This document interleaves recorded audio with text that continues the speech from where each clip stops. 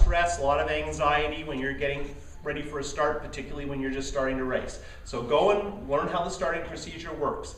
I'll quickly show you how it goes on the flag, because every once in a while we have some kind of an electrical problem and suddenly there's no start lights and you see the starter whip this baby out. That means we're starting with the flag, okay? So the flag's simple.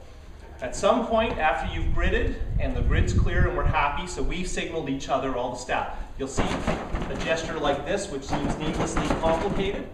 Put it in gear, right? That's the warning. We want it in gear.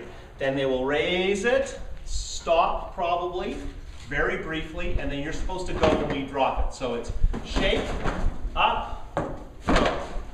And if you jump start, the rule book's very specific about the penalties you receive, and you shouldn't let that affect your race. You should just know that you're going to receive a time penalty, because we run electronic timing and scoring, so we can add the time on. So it's 5 seconds, and the reality is that people have actually beat the jump start penalty. Like, people have won a race by more than 5 seconds and still kept the win in that race by doing so.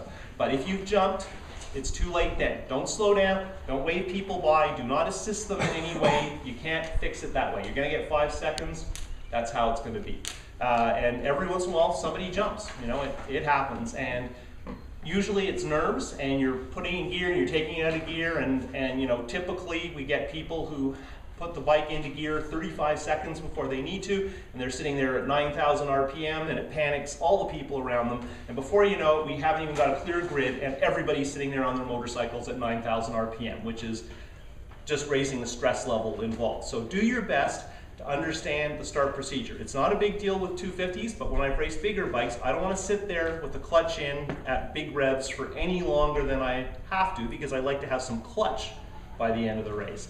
So I would recommend, you know, you don't want to be late on putting in gear, but early is a problem too, and it does lead to a lot of stress, because when the bike's at 9,000 RPM, I don't know where your pulse is, but it's probably well over 200. Your heart can't do that for that long. So some of us probably significantly less than that.